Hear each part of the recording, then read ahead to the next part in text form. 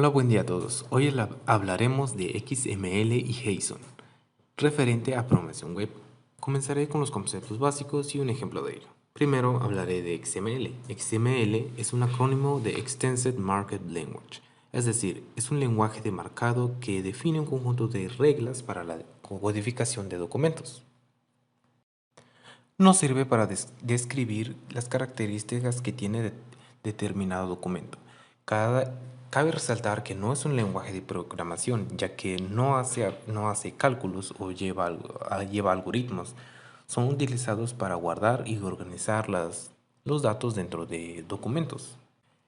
XML nos ayuda a simplificar los documentos de HTML para que sean más entendibles, ya que separa los datos para solo dejar la visualización y el diseño en HTML y los datos dinámicos almacenados en XML. Los datos de XML se almacenan en formatos de texto simple, lo que nos posibilita una forma independiente de almacenar datos. Esto facilita mucho la creación de datos que pueden ser compartidos por diferentes aplicaciones.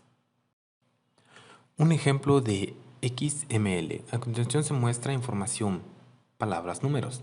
Pero ¿cómo la interpretamos? ¿Qué son? Es donde entra XML.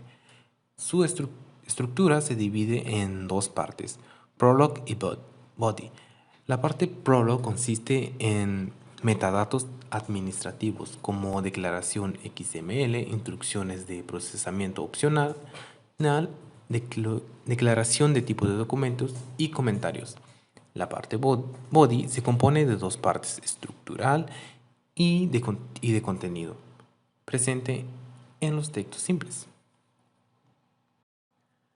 La información está delimitada por tags, que son las que le dan sentido a la información del documento. La primera palabra se está interpretando que es un nombre, la segunda que es apellido, el tercero que es un número de cuenta y así.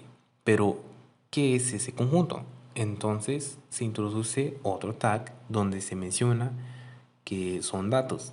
Pero, ¿de quién son esos datos? Entonces se introduce otro tag donde se muestra que son de clientes. De esa manera le estamos dando más especificaciones de qué era la información principal.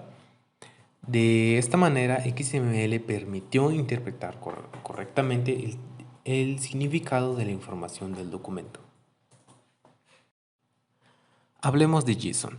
JSON, cuyo nombre corresponde a las siglas de JavaScript Object Notation o notación de objetos de JavaScript, es un formato ligero de intercambio de datos que resulta sencillo de leer y escribir para los programadores.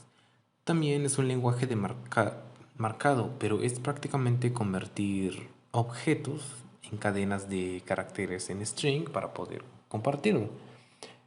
JSON es un formato de texto completamente independiente del lenguaje, pero utiliza convenciones que son ampliamente conocidos por los programadores.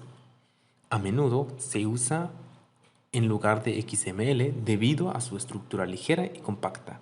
JSON define 6 tipos de valores: nulos, números, cadenas, booleanos, matrices y objetos. No es necesariamente parte de JavaScript. De hecho, es un estándar basado en texto plano para el intercambio de datos.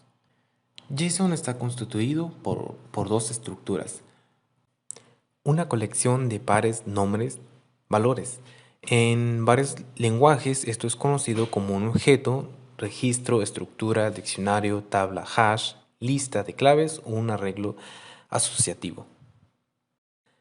Y la otra estructura es una lista ordenada de valores. En la mayoría de los lenguajes esto es simplemente como arreglos, vectores, listas o secuencias.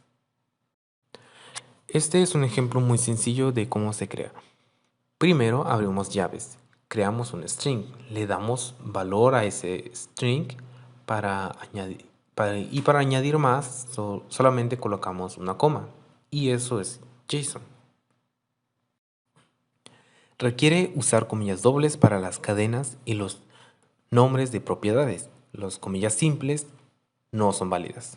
Una coma o un punto mal ubicado puede producir una que un archivo JSON no funcione. Puede tomar la forma de cualquier tipo de dato que sea válido para ser incluido en un JSON, no solo arreglos o objetos. Así, por ejemplo, una cadena o un número único podría ser objetos JSON válidos. Como ya se había mencionado, un JSON es una forma de guardar datos para después usarlos, una forma de intercambiar datos. ¿Y cómo lo hacemos?